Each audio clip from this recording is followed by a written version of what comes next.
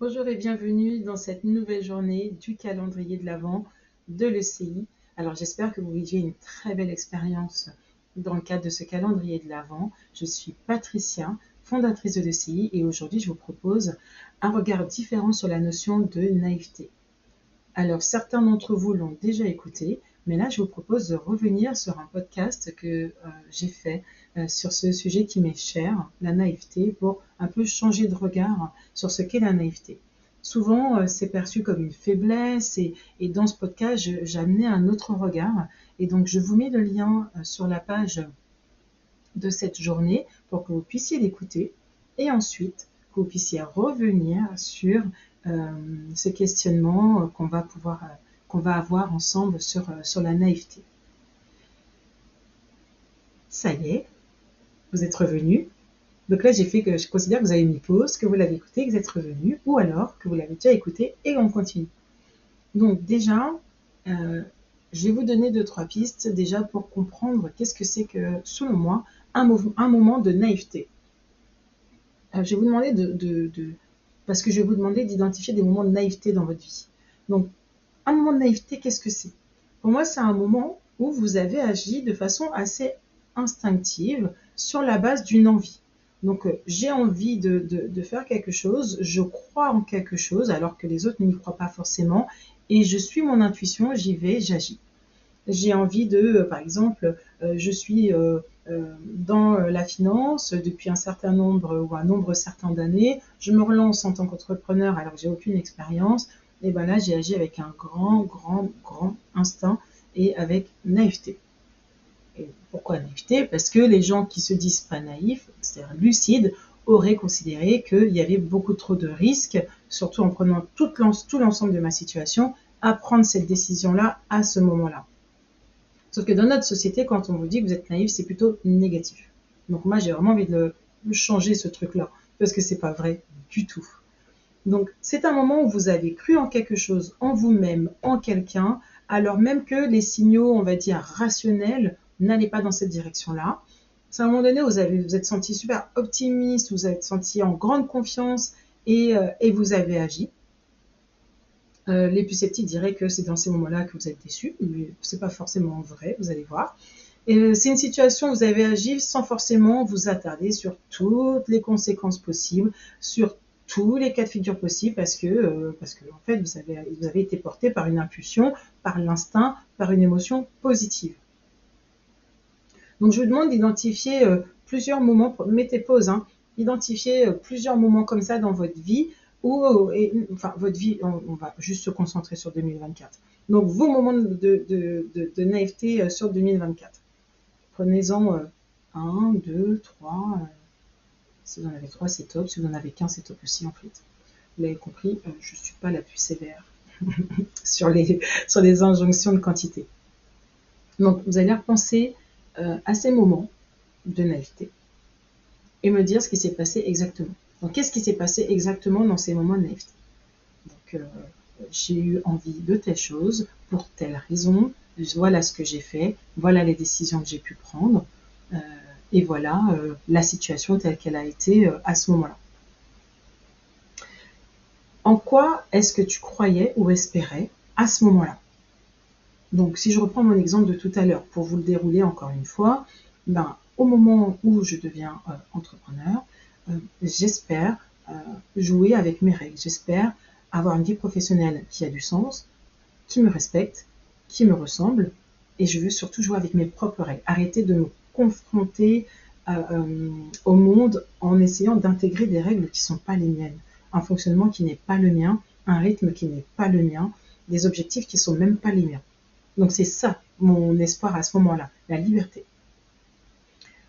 Donc quel était ton espoir à toi au moment où tu agis? Quelle émotion était dominante? Espoir, la confiance, l'enthousiasme, voilà. Quelle est l'émotion? Normalement, c'est une émotion positive, hein. C'est ça que je cherche, c'est ces moments de naïveté où on a une espèce d'impulsion positive.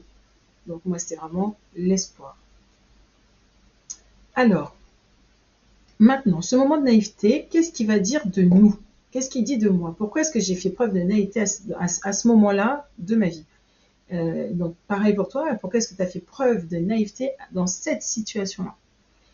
moi je pourrais dire que, en fait, j'ai fait preuve de naïveté parce que j'avais envie d'y croire. Il n'était plus question, j'avais expérimenté le fait d'investir le projet d'autres personnes, c'est-à-dire de la société, d'avoir des objectifs qui n'étaient pas les miens et de vivre d'une façon qui n'était pas celle qui me nourrissait. C'était bon, j'avais bien expérimenté ça, il m'était bien cassé la figure, et donc j'avais envie de croire qu'un autre modèle était possible.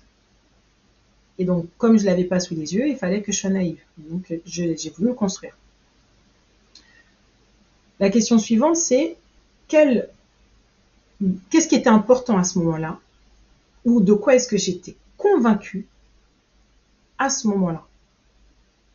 Et moi, j'étais convaincue que je le méritais, que je méritais d'avoir une autre suite dans le livre qui était ma vie, dans mon aventure de vie. Donc, j'étais convaincue qu'on pouvait avancer dans la vie en se respectant et en se valorisant pour qui l'on est. Ça, c'était vraiment ma croyance, ma conviction profonde. Et vous voyez que dans tout ce que je fais, de toute façon, c'est ma conviction profonde. Donc, je remets les deux dernières questions. C'est pourquoi est-ce que dans cette situation-là, vous avez fait preuve de naïveté? Et deuxième chose, de quoi est-ce que vous étiez super convaincu? Quelle était votre conviction profonde? Et en quoi c'était vraiment important? Donc ça fait deux questions, c'est pas obligé de répondre à tout. Ensuite, si on va un peu plus loin sur cet événement-là, c'est de se dire, bon, ben, qu'est-ce que j'ai appris sur moi grâce à cette expérience?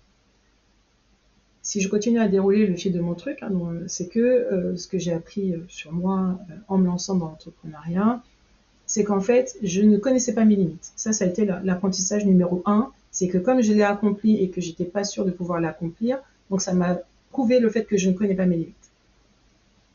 Donc, maintenant, allons un peu plus loin. Faites pause, hein, parce que je vais vite, mais vous allez faire pause et prendre un peu de temps pour le faire.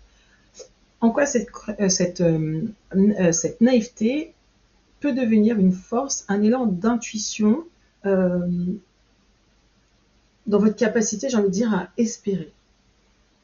Bon, moi, ma naïveté, c'est ma très grande force. Ce dernier sommet que je fais, je m'appuie sur elle. C'est une force parce que ça me permet de ne pas laisser la petite voix qui me dit non, c'est pas possible, t'es pas capable, m'a laissé prendre le dessus.